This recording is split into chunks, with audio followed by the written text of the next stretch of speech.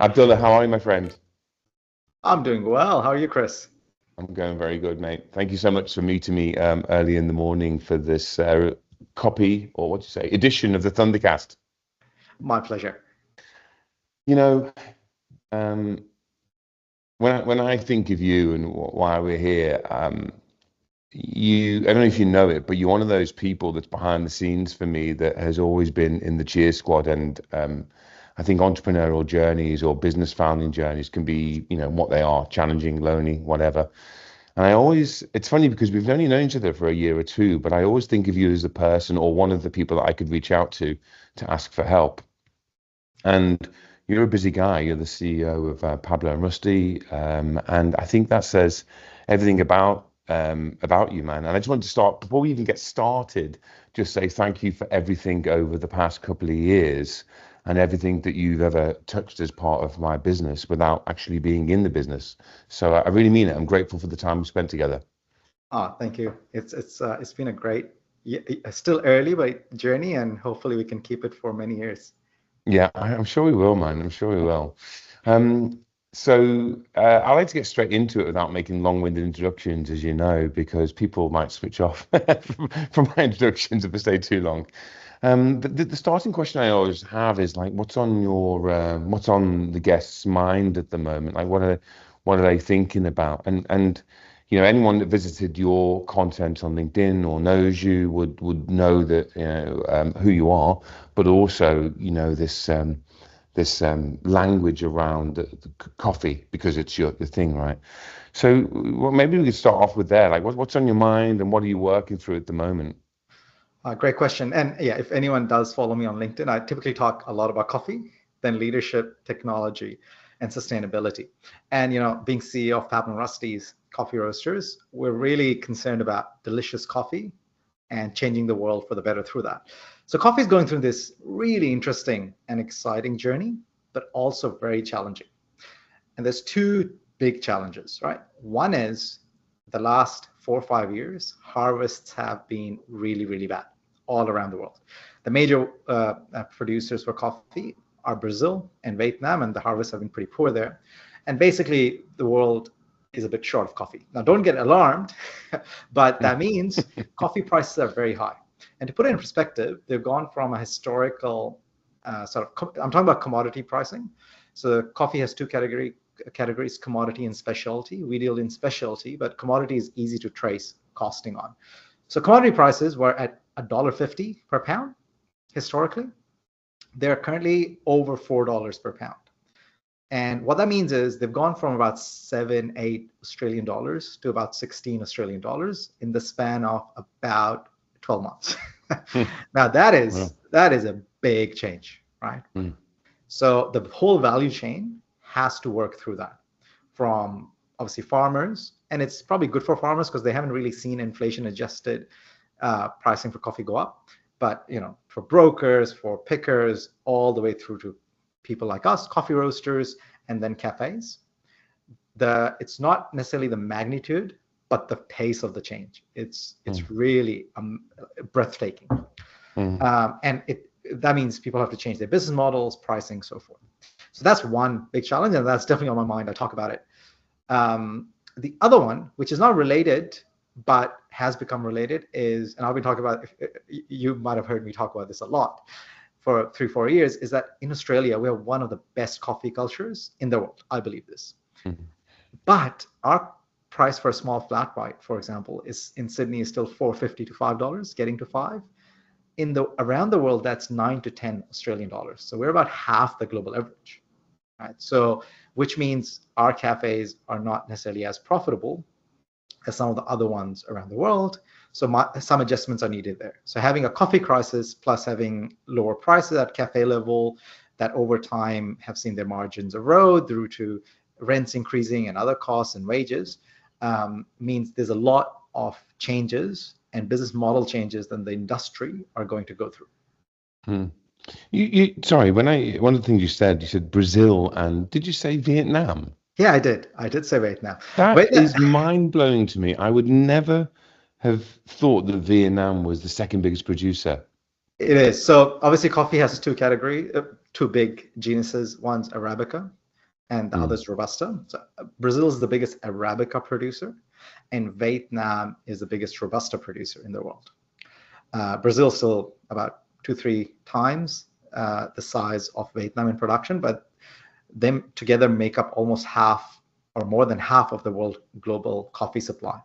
And even though we don't deal in Robusta, it's all related, right? Because if there's, there's only so much coffee, and the world coffee demand has continued to go up. So yeah, coffee is fascinating. And Brazil, I mean, I think one of the things I've never appreciated before coming into coffee is how much of the world's food Brazil provides. Plus, it's also from a sustainability point of view, the Amazon is also the lungs of the world, right? So it's Brazil has such an important place on the world map.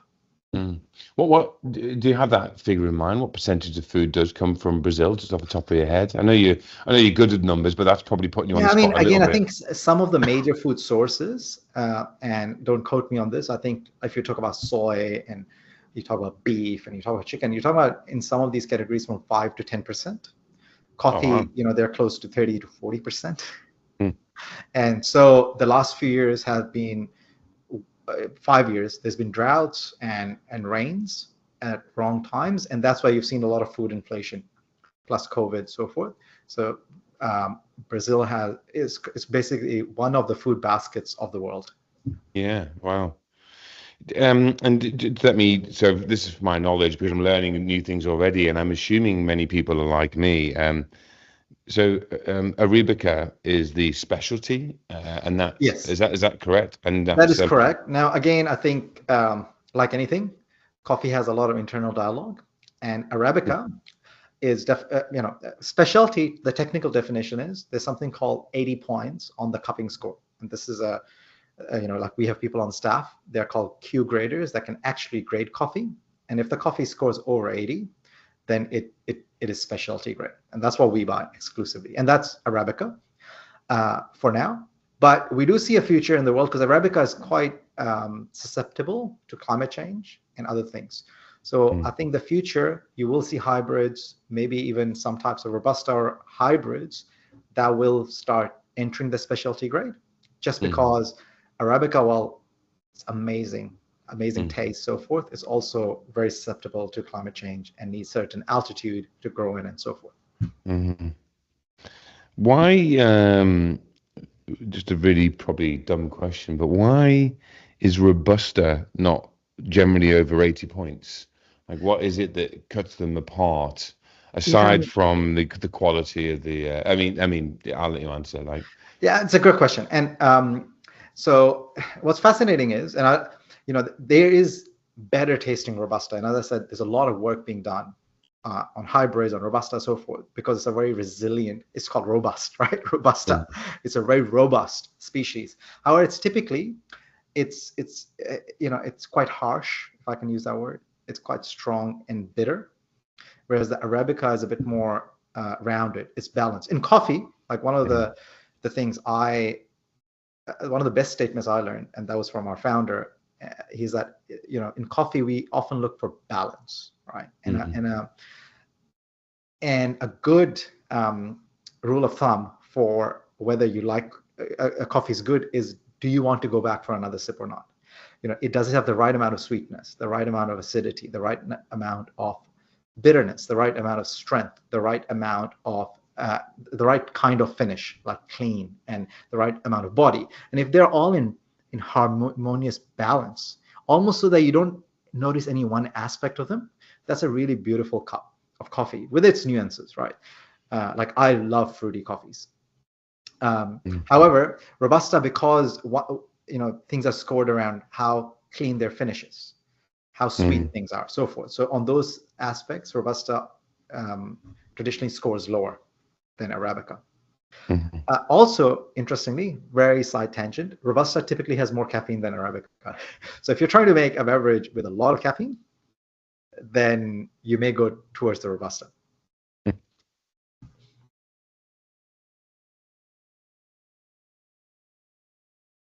Talking of tangents, I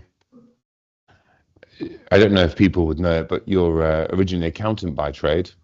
I am. I'm like a bean counter. So that's ended Mate, up. have you been waiting for that joke? I've used that joke a lot, and I mean, it's been a fascinating journey, right? Like accounting, and I'm I love numbers, and I was strong in that. But then, as I've gone into more general management, it's really given me appreciation for other things, right? The marketing, sales, brand, and even coffee, right? Like, so pricing is one side, and that's the accounting lens. But ultimately, it's like, okay, are people willing to pay more for coffee? And I think they are. But if we can really understand why does coffee matter to people, and that's not a numbers thing, right? Because coffee, I think you can look at coffee from 4 angles. At one angle, it's just a product, right? It's just this beverage, beans, or it's a very transactional product. And it may taste good, may not taste good. Ours obviously is very delicious. Another angle is a service. So when you go to a cafe, I don't think you're buying a product. You are getting a service, right? Somebody's coming and serving you. Hospitality. Then I think on the even beyond that is the experience. It's the whole idea of from the start to the end, not just a coffee. What was your experience like? And lastly, it's an emotion, right? What does coffee and I ask people this a lot, like, what does coffee mean to you, right? For me, and I did this experiment. I do experiments, and I went 30 days without caffeine, not without coffee. People don't have to freak out, but without caffeine, and I still long for that coffee, right? It's a ritual, right? It's almost joy. It brings a smile. It's a social lubricant, right? It's collaboration. So it's like, what's the meaning of coffee, right? So numbers is one thing, and price is one thing, but like what does coffee mean, and what does cafes mean in the Australian culture? And I think they have a very big part to play. And if we ask people, hey, listen, we know you don't like rising prices, we don't either, right? And we're talking about 50 cents to a dollar here and there.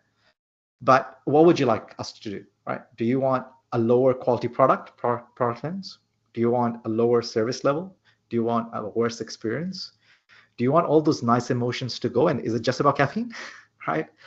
Because we have 3 options. Either those things drop, or we run out of coffee, because the world's not going to sell us their coffee at prices if we're not willing to pay more for it. Or we pay a little bit more, right? A little bit more. Because at a shot level or a serve level, even if coffee went up by $20 per kg, for example, which is a big change, you're talking about 20 cents per serve. Right. So at a cafe level, to recover that, their prices have to go up to 50 to 60 because of, again, margin and so forth. So again, a dollar, it's like, what I think we shouldn't assume for our consumer. We should have a conversation. And that's what I've learned, right? Since, so I think, and there are a lot of great accountants that, because numbers is one thing, numbers is telling a story, but there's other stories, and understanding the consumer and having a dialogue with our customer, and being customer obsessed to say, well, what does coffee mean to you, and what would you like us to do? Let's not assume, and let's not make decisions on behalf of our customer, assuming they won't pay more, for example.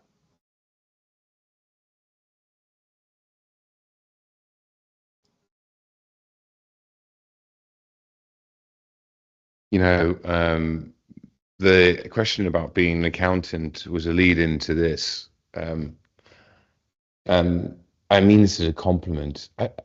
It's your fanatic nature to understand not just and I'm thinking about things that transcend business here and general leadership. Okay, so it's coming out of Pablo and Rusty now as general leadership. So my thought is this: when I think of you, not only do you know the operational side of it, the numbers side, but as you said, you've now stepped into leadership, over years and years, not just recent, but years. But you're also fanatic about the product. Do I love the Venn that you just drew, but that fanaticism, do you think that's not just, I'm not talking about you here specifically, but do you think that's a hallmark of success for leaders that you observe? Because, you're on a board now, I saw, and you deal with leaders, other people like me. Do you think fanaticism is essential? That's a very interesting word, right? However, and I think another word which we quite like is obsession. Because I like passion too, right? Like words are really important. Yeah. Passion's good, but for me, I don't know if you agree, obsession is a degree above passion. And I think, I'm not sure who said this, but if you love what you do, and I think by love here, the obsession of what you do, then you don't have to work a day in your life. So that's true. And I've noticed this in the leaders I've observed or I work with, is that they are obsessed with certain things, which doesn't mean that that's easy to work with all the time. And some of my team might also find me frustrating at times, but that obsession, and they're obsessed with different parts, I think, around the product or the experience. Sometimes they're obsessed with the product itself. Sometimes they're obsessed with the product because of the customer, right? So they're understanding that, or they're obsessed with the problem itself, right? We have people here that are just obsessed with coffee because of the love of coffee, and they can sit around. And those people are really helpful. And there's other people you would have come around, the people that are really obsessed with numbers, or people that are really obsessed with operational things, or even technology. And I think what that means is it can allow you to put a lot of time and focus and energy into a thing, which I think is really important for long-term success, right? Because the initial honeymoon period wears off all the time. And when you're obsessed with something, like we have people here that love coffee, and on the weekend they're still drinking coffee. I used to have a neighbor who was a commercial fisherman, and on the weekends he was fishing. Right. So there's something about that, right? There's something very poetic, and I can relate to that too, right? Like for example, I love learning. I just want to acknowledge what you said there, because I also believe words have meaning, and I like obsessed, I like passion, I like fanatic. It depends on what you think of coffee, because if it's divine, then to be fanatic is inspired by divinity. And I mean, again, I mean it's a compliment, but it is a thing, because it's thinking on those distinctions. I think you're right. You have to be obsessed by the thing. I think passion, obsession, fanaticism, I mean, they can all have their negative connotations, but they are part of the makeup. I love the fisherman story. A guy that's a fisherman during the week goes fishing on the weekend, and it can creep into our lives, right? I mean, how?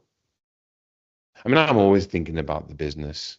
I'd like to think I do a reasonable job of compartmentalizing this, but man, I am into this. I mean, that's why we're here. What was it, 6 o'clock this morning? I started, and here it is at 7:30, and we're starting this podcast. I mean, I love it. That's another thing to think. I love what we do. I don't think it defines me, but I love it. How do you, do you think that? I'm thinking about when obsession and passion and fanaticism, but I mean, actually, I abandon the fanatic word, but obsession and passion, when do you think that comes in? Do you think people need that before they start, or do you think if they give it time, it comes? Chicken. Do you have a view on that? I think it's a great question, right? And I would introduce another word, which is motivation, right? And there's actually, if you go through, like having done my MBA not long ago, there's a bunch of theories of motivation, and there's intrinsic factors and external factors and so forth. And this is my take on it. And I think there is some of it that is learned, right? Meaning I've seen a lot of people that weren't passionate about a certain thing, technology, sustainability, coffee. Even me over time, like, there was a time I didn't drink coffee, right? I can't even imagine that time. What? Yeah. Or at least then I drank it more as a caffeine thing in sort of high school and university. And then I started appreciating it, and it's just been this lifelong journey. So I do think there's learn, but there's also traits, I think, that through environment or otherwise, that you develop very young. And, like this, being very particular about excellence, for example, right? Or being very particular and sensitive around language, and so forth. So I think it's a mixture of both. Although I do think that there's something about when we talk about it in companies sense and leadership sense, there's something infectious in the positive in the positive way of that word, about obsession and motivation and passion that rubs on each other. And there's almost an energy that charges the team. And everyone talks about this, right? Like Apple used to talk about the force field, right? Like Steve Jobs created a force field. So I think there is a bit of that. And I'd rather focus on that, because otherwise the alternative is, well, it's not learned and it's all intrinsic. Or something you're born with. And then, okay, we can't do anything about it. So I think that worldview is important when you're hiring people, or you're selecting for that. But I do think, and in my experience, I would love to know your thoughts, is that it can be cultivated. And at a team level and a leadership level, there's a lot of people that their passion and obsession grows or wanes over time. Yeah. Man, there's so many things. I told you an hour and a half wouldn't be enough. I was in hospital, not for myself, but visiting a family relative recently. Family relative, there would be a family relative, wouldn't they? Because they're the same thing. And this cleaner came in, and I'm not sure where she was from, not English originally. And man, you should have seen her go about that room. I'm not talking in a functional way.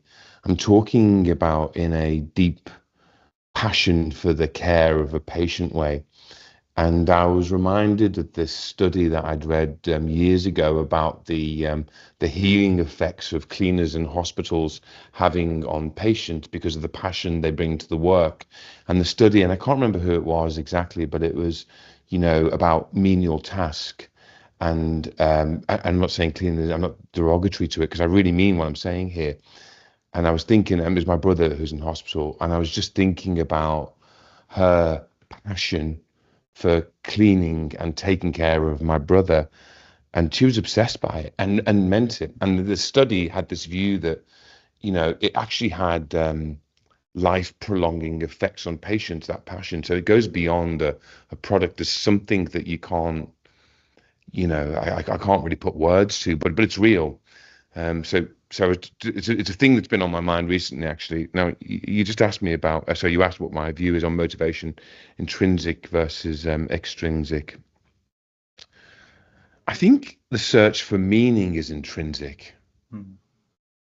I think, if I want people to work here, or if I would want people to work for you, I'd want them to be the type of person that aren't looking for a cult, but are looking for cult-like culture, the Jim Collins stuff. They can sort of buy into what this vehicle is for the period of time that they're there, because they're going to do that for the next thing and then the thing before. And past behavior is an indicator of that. And I think if they've never been passionate about anything or anyone ever, then they're not going to be passionate about this thing.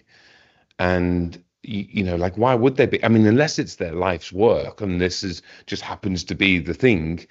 Like, there's a real something that I'm looking for in people. Like, do they display the ability to have deeply cared about a sport or a place or anything? Because if not, then they're likely just to be functional in the job, and that's okay, because some jobs require just function. But if you want more, then you want more. I think that works more than extrinsic motivation. Yeah, and I think that's quite true. And I think past behavior is important, right? I think when people talk about extrinsic or intrinsic, that's a more theoretical debate. But past performance, not always, but is a good, or past lived experience is a good predictor of the future. And I quite like Patrick Lencioni's hungry, humble, and smart, right? When you're hiring people, to make sure they're hungry, right? And I think that sort of talks to the motivation, to their drive, to getting behind things. They're humble enough, right? That there's enough self-reflection, enough learning, so forth. And smart, he uses smart not as intellectual smartness, but people smart, meaning they can work in a team. And there's something coming back to, that idea of the cleaner. And I had my dad a few years back in the hospital for a few months. and I was there, and like I really have a renewed appreciation for all the health staff, right? And obviously my role on the Westmead Hospital Foundation now, I get to even be more part of that. But like there's a huge, not just healing effect, but an emotional effect, but also just beauty at looking at people, regardless of what they're doing, that are doing it well. There's a beauty about, regardless, like it could be any task that might seem insignificant. And we use it here, right? We actually have one of our culture, one of our values is sweeping the floors, right? Literally meaning no task is too menial. And if it needs to be done, then no one's above it either, right? Like whether it's the CEO or someone else, if we all believe there's a task to be done and no one else can do it at that point, other than, let's say, the CEO, then they should do it. But there's just this immense joy of work, of being with people or working with people that enjoy what they do and are passionate about what they do. And like it's one of the, I think, biggest joys of the world. And I'm quite lucky that we have a very passionate team here. And otherwise, almost like we spend so much time working, like what's the point, right? Like why would you why would you want to work in a place or work with people if you have the opportunity and the luxury of just enjoying, right? Being around people that enjoy what they do.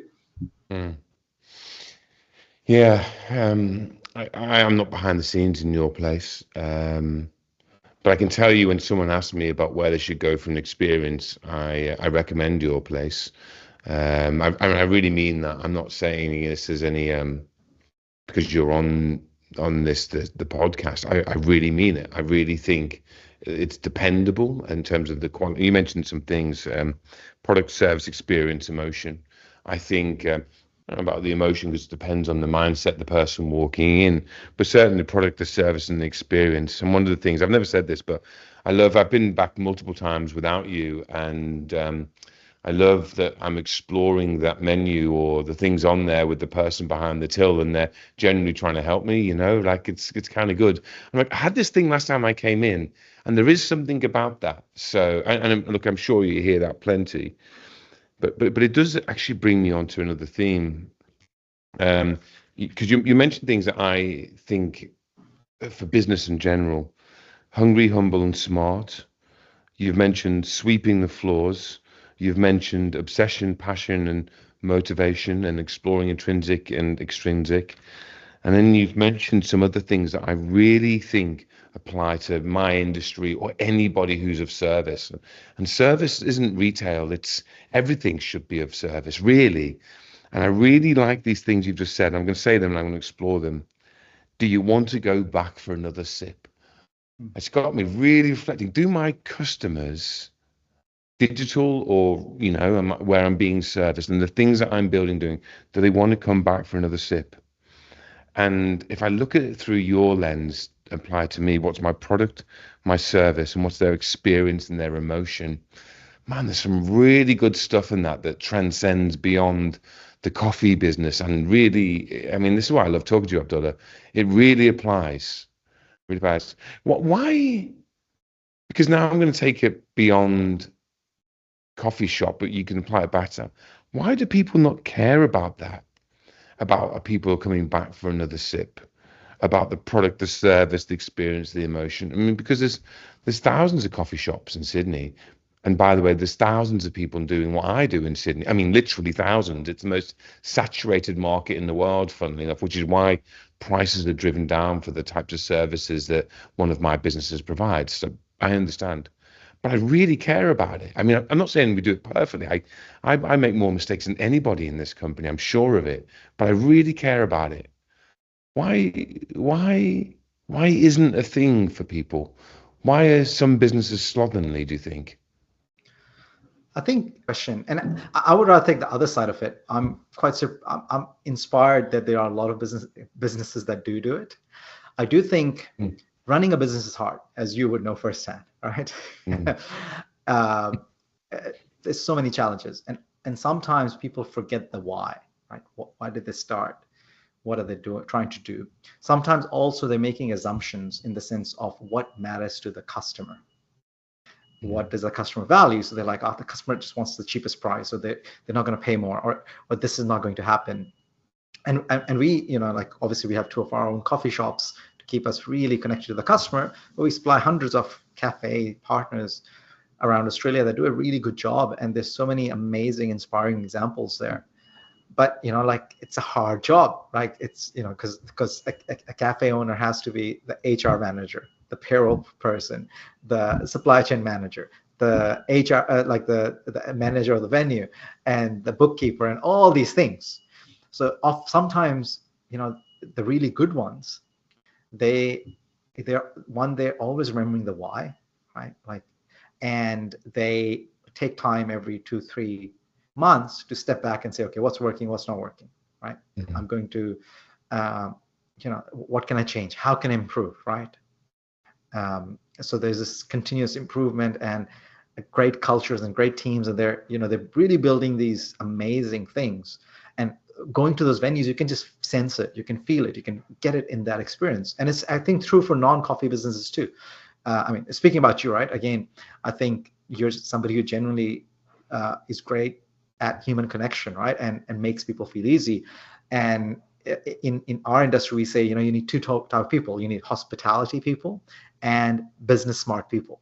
And when you put them together, you create great hospitality experiences.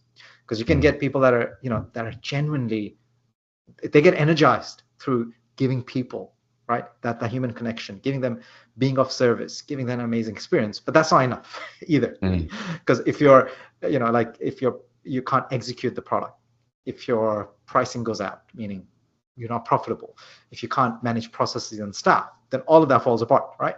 Because you're there and the experience is good. And when you're not there, it's not good. Or you're there and the experience is good, but you run out of money, or your processes fail you.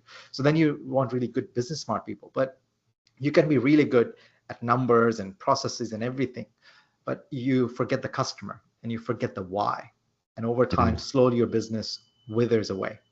And that's true for any service business or any business, I think, for that matter.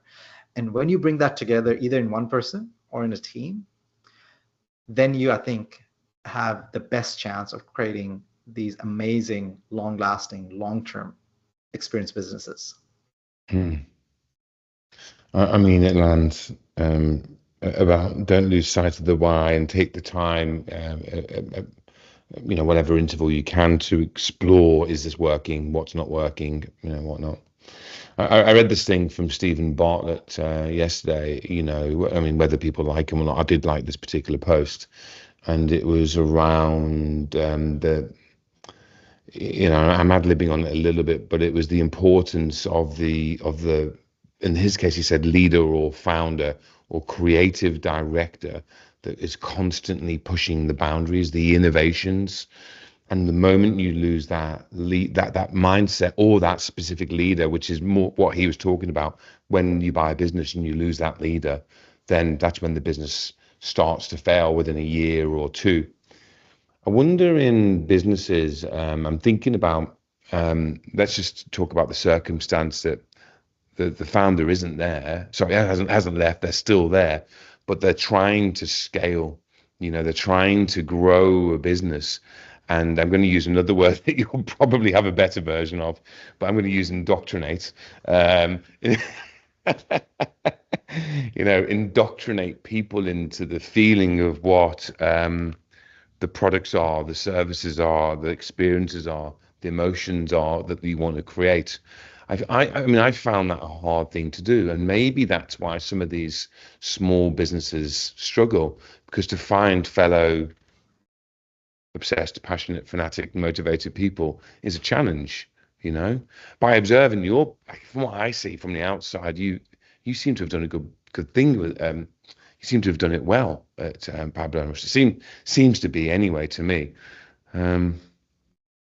So on my mind is like now scaling that culture, because I recognize it. Do you have any views on how you do that? What would, I'm thinking beyond coffee. I'm thinking about general leadership. Do you have a view on scaling those things for people beyond the leader itself?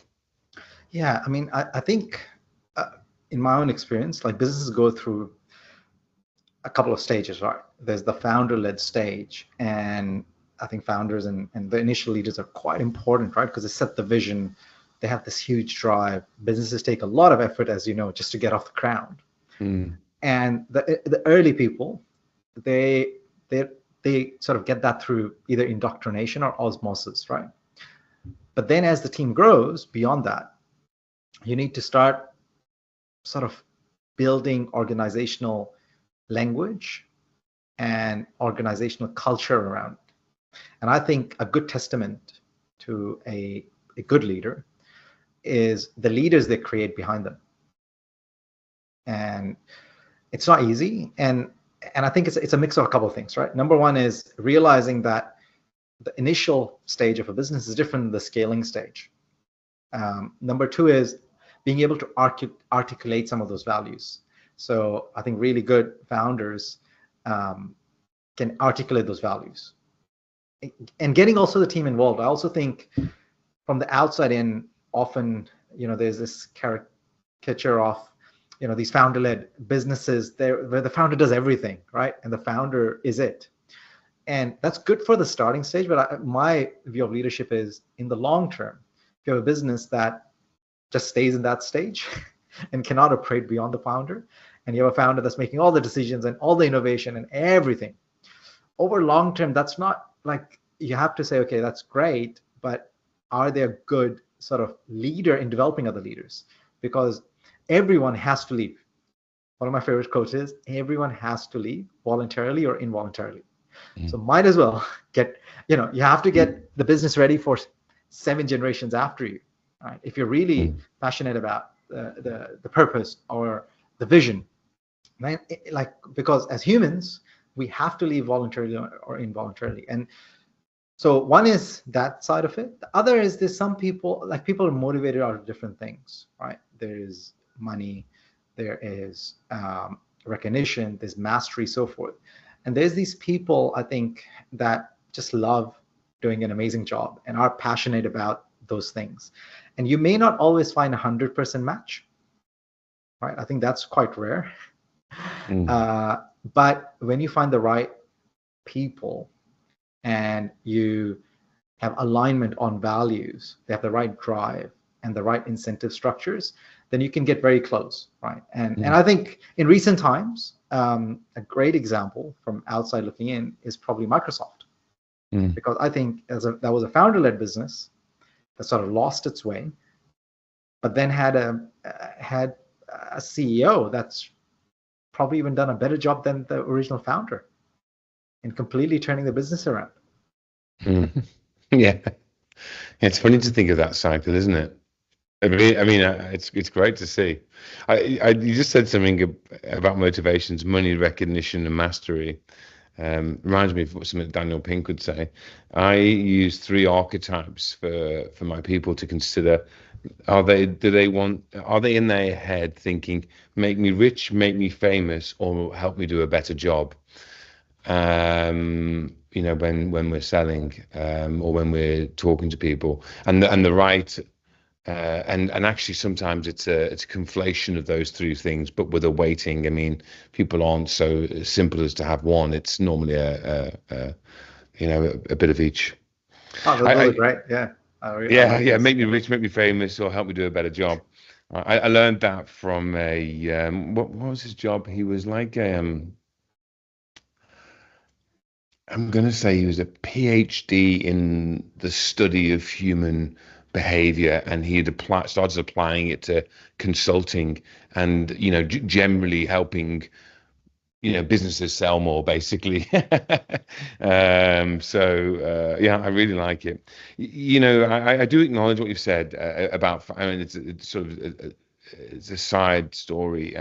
It's a I'm in it. I think about the founders of your business and you coming in, and this is, I mean, how lucky would I be to get my version of Abdullah for me in, and I've done this before, by the way. I founded a business within a business, and then I hired someone who's so much better than me at everything beyond where we'd gotten to, beyond the sort of 8 million mark, and I'm there again. I'm like, now I'm there. I'm going, how do I do this? So I'm looking for that thing right now. And I observe that, and I did this last time when I was in my early 30s. And there again, it's really tricky to like, despite all the lessons, and I feel equipped to create a generation of leaders. I love that. I'm actually motivated by that. I'm motivated to help people not be dependent on me. Like, it's a thing. It's still really difficult, and sometimes I find myself defaulting to, I'll do it myself. Like this morning, I'm here. I'm choosing the room. I'm setting up my microphone. I'm doing the production. Like, la la la. People say, "Oh, let me help," and I'm like, "Look, no, it's fine. I'll go and get it done." And there's that careful balance between doing it oneself and accepting the help for efficiency. It's a real conundrum, this stage, Abdullah. But I do recognize it. I think any business that gets a as motivated, obsessed, not the F word, leader like you is very lucky. It's hard to come by. It's what we said in preamble to this. I think people who are really good at that don't know that they're really good at that. I think they can be overly humble. The last podcast I did 2 days ago or 3 days ago, whenever it was exactly the same. A brilliant leader who just assumed, oh yeah, this is the way it's done. And that's probably what makes them brilliant, right? That focus on humility. Yeah, I think that's a really good insight. Like, one of the things I was reflecting on with someone is that some of the best leaders are what we call hesitant leaders, meaning they didn't set out to be a leader, right? They were sort of, they had these abilities, others recognize, and they go in there. And I think the word humility is very interesting because, like all great things in life, there's a balance. You can have this false humility and too humble, where you're in a leadership position or you know something and you're too humble to do something about it. Like for example, if you're a leader and you have to make a decision, not making that decision after getting all the input and everything, because you have some humility or whatever, fear or something, is like that. That's not leadership. On the other hand, you can be super arrogant, right? And typically, sometimes those people rise up quicker because they come across as confident, so forth. But if you're overconfident, right, you're typically not going to get feedback. You're not going to be open to feedback. You're not going to second guess yourself, get other opinions, and that can also be destructive. So I think it's a really fine balance, because you don't want people so humble that that they can't rise to the occasion, take charge, have leadership, be decisive, but you don't want them overconfident, where they're just they're just a party of one. I actually was thinking about what you're saying there about I don't know what the word is for humility in the right doses, or humbleness in the right doses, but I think if it's authentic, it can never be misunderstood, because humility isn't, to me, meek. Humility is authentic understanding of one's own importance in this and in the grand scheme of things. I actually think over humility is, let's call it fake humility, or even arrogance. They're only a mask for not knowing what to be done. The brash character is probably equally on the inside as unsure. If not, they've got some other problems. But like overly direct and overly confident people can be covering that lack of security with, trying to create an authority persona. So I see that. I mean, I'm 1,000 interviews in a year. I mean, talk about being obsessed. I love this.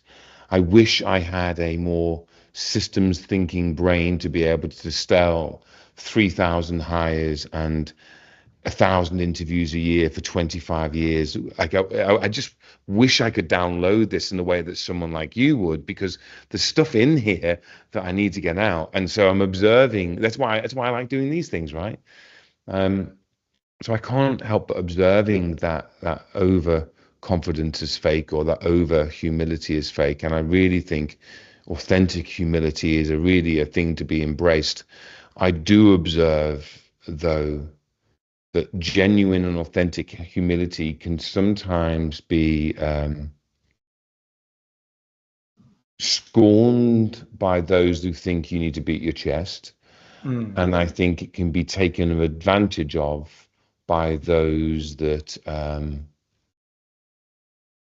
don't have their own humility in check. It's a difficult posture to take, genuine humility. Yeah, and I think another way, one of my mentors said, I think that one way to look at humility is not being self-obsessed. That doesn't mean you're selfless, but not only being self-obsessed, meaning you're not always thinking and always doing things only for your own self. To put it in perspective, for example, like marketing sales, which I've tried to learn a lot about in the last 5 years. Now, we generally believe we have one of the most delicious coffees in Australia. And also, we're, I think, the only, at least we were the first coffee company to be B Corp certified, a carbon neutral organization, and 1% of the planet.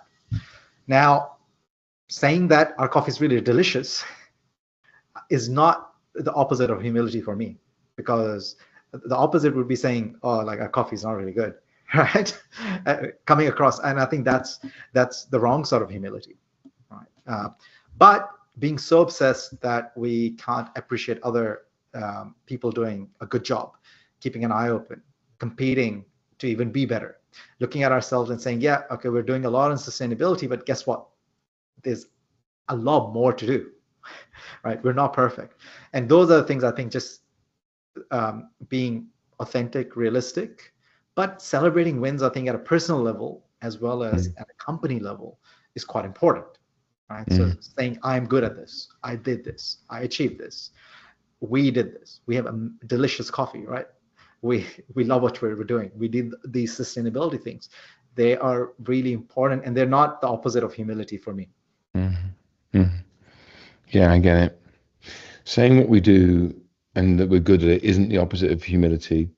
And I really like not to be so obsessed that you can't see the qualities of the competition. I really feel the same. I really do. Again, I always feel we can talk about these things for hours. I might just change speed a little bit and come back to the actual questions I was going to ask. Yes. I've been asking people, maybe it's because I've come into 2025 in a contemplative state. And the answer isn't necessarily about AI, it's whatever you wish, but it seems to be default. I'm interested in what you see as very likely in 2025, what you see as a possibility in 2025, and what you see as an outlier in 2025. Like, what do you see ahead? Great question. I mean, again, we can talk hours about technology, and I love picking your brain around it too. I did a talk at Fine Foods last year, late last year, around AI in hospitality, and I think the post somewhere in LinkedIn. But I think the pace has really been breathtaking. And I play with all the LLMs. I do a bit of image generation, video generation, audio generation. So I use AI on a daily basis. But when I look at in our context, there's sort of three areas where I think it'll be really interesting. The first one is, obviously, we have a lot of people, from accountants to roasters to freight and logistics to design to marketing, all these roles, to customer support. And it's like, in a world where AI agents start getting better and better, and also where AI agents don't necessarily need integrations, because we still live in this API integration world where they can have virtual screens and they don't need an integration to all these systems. They can just have a staff login and do all the tasks that a human being does. What does that look like? What are the implications? What are the implications for customer support? What are the implications for accounting, so forth? And I'm at least in the short term, and I could be wrong, a bit of an optimist, where I think that it's not going to displace a huge number of people, at least in our business. But if we don't use it, then we're going to be at a disadvantage. The old saying being that it's not AI that's going to steal your job, but somebody using AI. And there's just so much, right? Like, and for me, I think tools, AI is a tool, and it's going to be probably a very disruptive and extremely powerful tool. However, tools in themselves are meaningless, right? They're used for technology, so strategy is important. So for business like us, it's you can use the tool for cost savings, you can use it for speed, you can also use it for efficacy, so better outcomes. You can also use it for better customer experience. You can use it for deliver better emotion. So it's really important to say, okay, what's our strategy? How can we use it? And what's the right part to start testing some of these things. But as a business, we do this thing called like the internal tech demo day, and teams will come and showcase things from bots to, like, we have an internal HR bot and other things. And it's really exciting, and I think it's even more so than leaders, it's about change of behavior. Many years ago, I worked on as a research assistant on some ERP implementations, and the biggest failure point was behavior change. Right? So you can have an amazing tool, but if you're not changing our behavior fast enough, so that's fascinating, right? And I think that relates to every single workplace.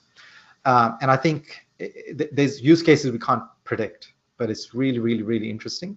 The other one is obviously at a cafe level, which I'm very passionate about, and obviously you go to cafes, so it's like, from ordering, right? You can voice order, you can have personalized menus, to having vision systems sort of being co-pilots to say, hey, Chris is still waiting on the coffee, or Chris doesn't look too happy, putting privacy concerns aside for now, and and assisting staff in orders, to back of house, having robots and better stock management, and all these things. And also, one question I want to ask, because there's coffee robots now, they're getting a little bit better. If you got served by a coffee robot, right, would that get you to value the experience less or more, right? Because especially for a business like us, which is not just cost focused, obviously cost is important, but really, we want to provide a really good experience. What does that mean, right? If you're ordering with an app and so forth, then how would the consumer respond? Would that be a net benefit to the consumer or not? So those are some really interesting challenges. And lastly, manufacturing. Robots are going to be here very soon. There's Unitree, there's the Tesla robot. Robots used to only work for structured environments. I remember visiting a medical facility 15, 20 years ago, and they were fully automized. But, these were robots that needed guided lines to go across. Humans couldn't work with them, so forth. Now you can have cobots and vision systems, and they can have dexterity. So what does that mean for manufacturing? So that's a long-winded answer, but it's like, it is both a nervous, but for somebody like me that likes tech, a very exciting time. And the question is, how do we get our people to have a real bias towards change and experimentation and be excited about this? I had that as well. How do you have people have a bias towards change? It's I'm going to get the words wrong. It's I'm reading Daniel Priestley's Key Person of Influence at the moment, and it's he just makes it two categories, so it's fresh in my mind. It's like an open mindedness or an operational mindedness. One is anything can be done. The other is, how do you think you're going to do that? And the necessary tension of those things. So have people who are open towards change. I think that's I'll come back to over some of the points in a second, but that is something that bothers me as the type of person I am. It really bothers me when I say, hey, I've got this concept I'd like to kick around, and it gets shut down immediately by going, that's not the way things are done around here. Ironically, even in my own company. So it's really, it's just a thing as a leader. I'm like, really? I mean, my immediate choice for anybody who ever has made it this far in the podcast, if that happens to me a couple of times with an individual, I just simply won't go to them with the innovations. I'll look for my channel elsewhere. So just a warning to the team. So we're bringing the near, the definite, the possible, and the outlier. We put all as one, and it was all around corporate experiences. We're talking about in-shop experiences, and then we're talking about manufacturing experiences enabled by technology. So I'm going to put those all in the bucket of definite. That is a definite this year, isn't it? Like it's going to happen. I think so. Again, I think, like, for example, will we be fully automated this year? Probably not, but I think that technology is going to be there. In terms of using AI as a company, that's already happening, right? Like whether it's for note taking, whether it's for, you know, in design in certain areas, for proofreading, for all these things, that's already here, right? At a shop level, we're obviously seeing robots out there. Vision systems are getting there, ordering's getting there, voice ordering and voice systems are getting there. Manufacturing is really interesting because, like, we have Unitary, we have so forth, but whether, I think in the next 1 to 3 years, you will see more cobots in small to medium spaces like ours, right? And the exciting thing would be where you don't need a structured ground up, perfectly built, no human contact business, but they can help us being more productive, right? You know, and taking tasks that, you know, maybe are not helpful, like stacking, palletizing boxes, right? That somebody has to do, but a robot could do that, right? Without any risk of injury, for example. You know, what does it mean for experience if a robot can make the coffee, but a barista serves you, right? And they are the one controlling the experience. And those are, I think, things. So I think there's two things. One is tech readiness, which I think is going to come there, and then market readiness, meaning is the consumer, does it make sense to implement it in the way and for the outcomes that you want? However, yeah, what are you seeing? Like, what have you seen anything in that space? In any of these spaces? I'm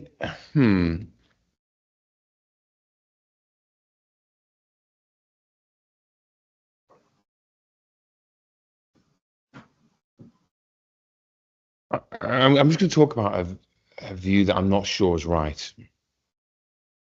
I can imagine keep coming to your store because it's all human on the inside. It's actually I don't mean in a co-opted word of a safe zone, but I mean a safe zone. I mean that you know my name, the human interactions there. And I'm not even going to call it old-fashioned. It's the deepest of connection as opposed to old-fashioned. I mean, this isn't 2,000 years, this is 80,000 years.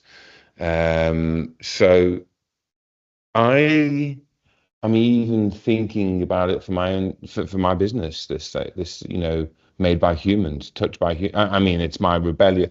Of course, I'm using AI in everything. Our engineers use AI to augment software engineering. These days they're the really forward-thinking ones. I mean, it's in everything that we do. But I can't help but think this human touch thing is very important, and I've been posting about this a fair bit myself to try and shape my position. Um, I think made by humans is going to be important, and I would buy that. Yeah, and I think that's what, like, on hospitality, that question really fascinates us. And I don't have the answer, right? I think right now, I think it's all mostly made by humans anyways, because things are not just possible yet. But I would love to hear your perspective, like, for example, because you're very tech forward, right? Where, like, is it better if a venue was assisted, for example, then okay, this is Chris, because let's forget about privacy, right, for a second. But you've given them all the permissions. They recognize Chris. Last time he got a beautiful geisha from Panama. So they know Chris, this is what he likes. The system even prompts the barista to remind them, say he's a big, big fan of black coffee, so don't even have to sort of pitch some milk coffees there. Maybe he goes beyond and remembers the last conversation and asks you about your kids or you're going camping and so forth. Now, on one hand, that's a better experience and more personalized. But does it get cheapened if you know that it's actually not the human remembering all those things, but an AI that's helping the human? Yeah. I mean, I'm not so sure that to our mind it's a discernible experience. It still feels, evocative, emotional, tactile. It's personal. I mean, it isn't a isn't real, but it is real at the same time, So would I? But this is me. Would I be impressed with that? Would I like that? Yes, I would. Um, I tell you what, I'm equally impressed by. I'm not cheating on Pablo and Rusty, as I promised. I went to there's a local coffee shop in our building here. It's just open to Sutos. I think they do quite a good job. The coffee's quite nice. And I was rushing to get to a meeting, and the queue was quite deep, like 6, 7 people. And I went, oh, I don't have the time. I've got to go in. So I walked past the queue, round the counter, because I got there to get into the lift. And the guy from behind the counter goes, "Oh, Chris, don't go. I saw you in the queue. I made your coffee for you." I just Uh, thought, there we go. I mean, now I know an AI could also do that because it could recognize me and what my regular order is. But there's something to that. So I'm not saying no. I am tech forward. I think about it, but there's something in that's hard to replace. And I'm not Luddite in my choices. I just want to give you an example from my industry, and I don't think there's a secret sauce. There's an arms race towards efficiency and optimization of experiences, and we've been through multiple. This isn't new, right? It's a pattern. There's I think about one of my superpowers is knowing lots of people. Um, and I haven't yet found the SaaS that I can use that takes what I know and does the job that I do. There's some secret sauce in it. Um, and the arms race before has been about applicant tracking systems, HR systems, databases, how you filter, how you search. And now we're moving towards AI over the top of things. And the data in there's all crap anyway. So I don't know what experiences people are going to get from an AI over crap data. And that's really important because if it's crap data and an AI is assessing it, and it's one of the most stressful time in people's lives when they're looking for work or they're looking for their next assignment, the lack of a personal experience, I get it. I mean, I get what can be done, but I think the arms race, it's going to be imperfect, and you've got people like maybe it's I don't know what the right word is, but I'll choose spectrum. If the spectrum is AI everything, then I think we're going to get very unsatisfied employees and job seekers and experiences. And I think it's not going to be right. Can we enable large aspects of our work with good data, good governance, and the AI over top of it, and then have a human experience? Then yes, I think so.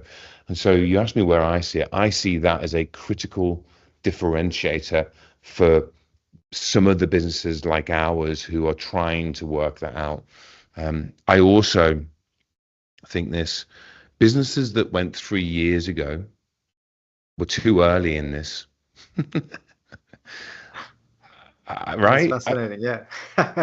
Because they're there. I see these funded businesses and there's platforms and the models I think the model's outdated. I mean, I'm talking about acquisition of people for teams, right? I mean, it's one of my businesses,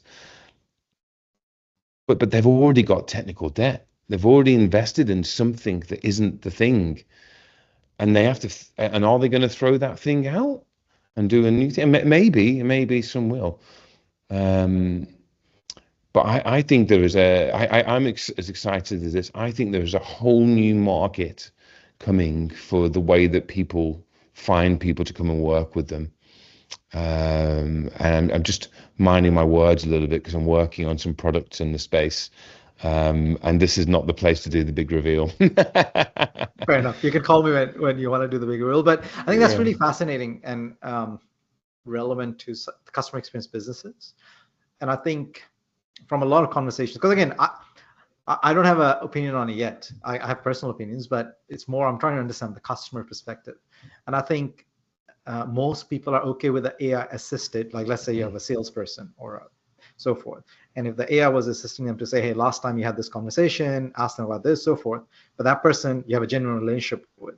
And same thing at a cafe level. You have a barista, the barista has a thing, but it's a bit of assistance to say, because the barista might not remember what you had last time. They know you. So to assist them to better serve you, people are generally okay with it. But on the other hand, if it's just an AI system and the AI system is, knows everything about you and is super personal and so forth, there's something missing. And I think a great example I think of is that, if Chris says, hey, Abdullah, I want you to meet so-and-so, I will 100% meet that person. Just out of, I know Chris, they want me to meet this person, I'll meet it. Whereas an AI, right, that knows everything about me can even send me a very personalized message and say, meet this person, blah, blah, whatever. And I won't feel that because there's no connection, there's no relationship, there's no history. And I think there's something very human about that. I do want to ask you, right, because again, I'm thinking a lot about AI, about this tech debt, right? So I think one challenge a lot of businesses are going to face is, various systems, so forth, and the speed so quick. So when do you change systems, right? Right? Because there's you don't want to be too early, almost, but you also don't want to be too late. Like it could be anything, right? Like let's say you're using a WMS and a better WMS, a warehouse management system, a better one comes in. You're using a sales tool and a better one comes in, or some AI customer support technology comes in. And there's almost like, like the speed so quick, there's a lot of choice. And do you just go early and you're like, no, we're going to be early tech? Or do you try to be sort of, let some of the early people sort of sort out their bugs? What's your sort of opinion on this? A couple of things. We were trying to help a customer optimize the accuracy of searches performed on their website, and the data, the output needed to be very accurate. And I think I can say it might be something like a power company. And is there an outage in my area? And is it in this street? And is it this address? If you go into a power company and enter that now, you're not going to get the results. You might get pages of PDFs and bits and pieces and, whatever. So rather than reshaping the way that the content is done, all they did is create another widget. So they just did a bolt onto the existing technology, and something that we explored with them is they could redefine the way this is done forever. They could fundamentally change the game if they just went beyond trying to connect a new widget to the existing broken thing that they've already got. And so the first thing that comes to mind is, I think you have to think beyond the horizon. I really think that there are possibilities beyond the existing experiences, like, for example, like it might be Web 3 rather than Web 2 or whatever that is. And so again, there's a particular thing I'm working on in that, which I think could, you and I have spoken about before, but redefining the way that content is done on the web forever. I think that's possible. It's difficult to do. So I'd encourage people to think long term and beyond the horizon they're self-imposing. That's one thing. The other thing, though, is if it's too risky, how you mentioned ERPs before.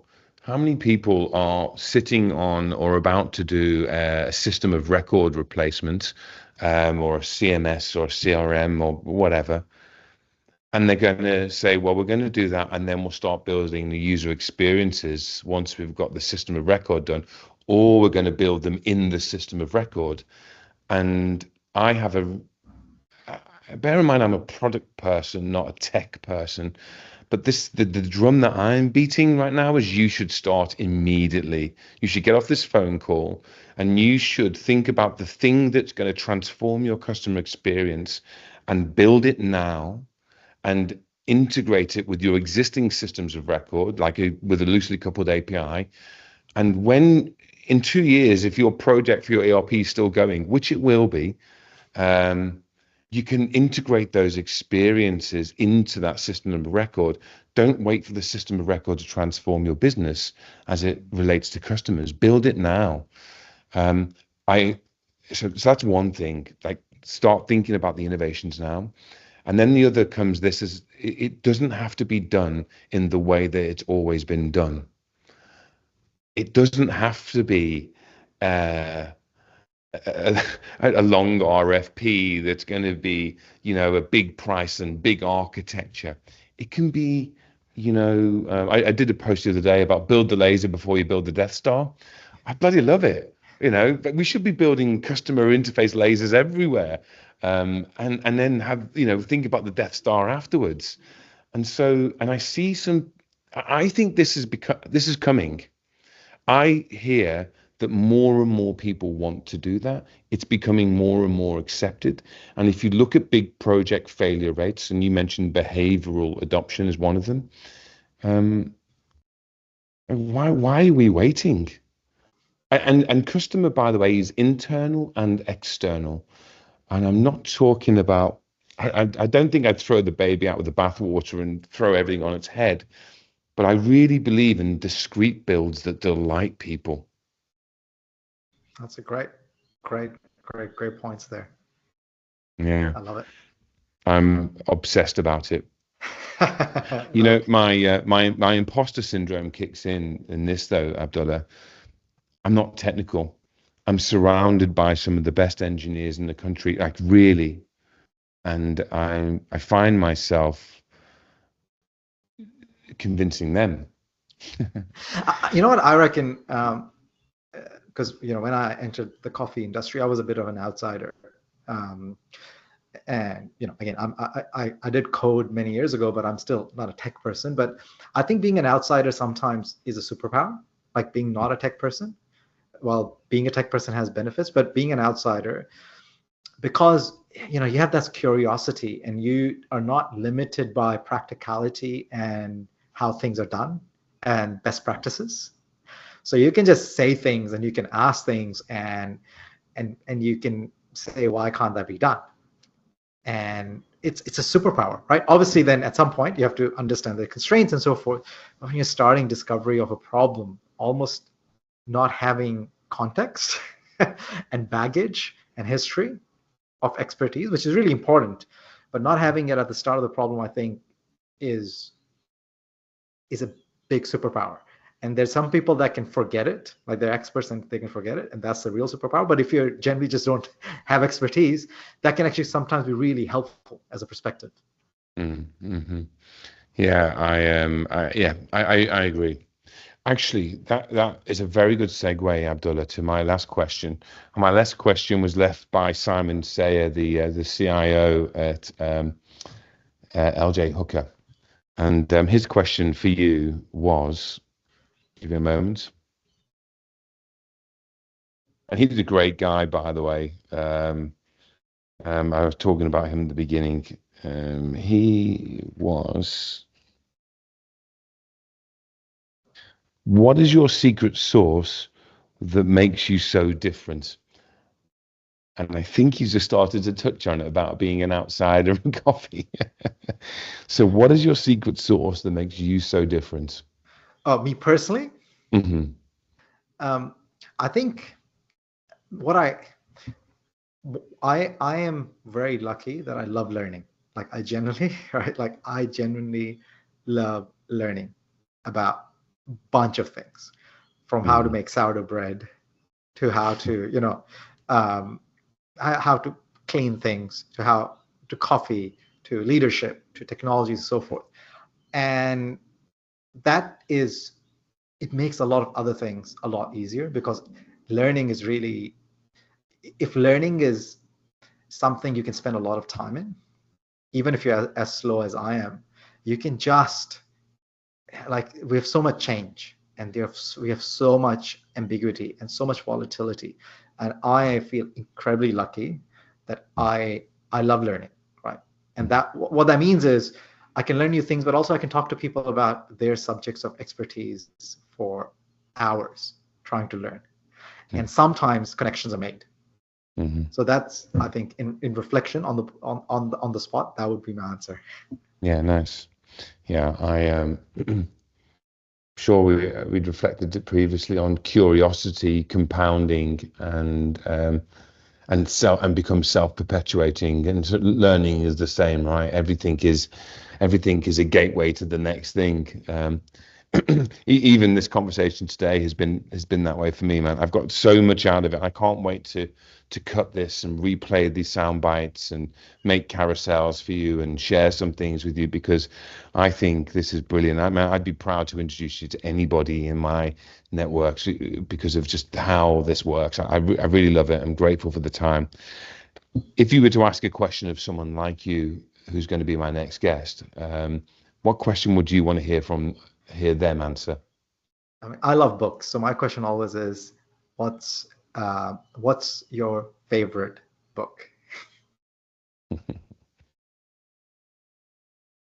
All right, got it. Abdullah, thank you so much for your time. I appreciate it. I'm going to press end on the recording and we'll just wrap up. Thanks very much, buddy. Thank you.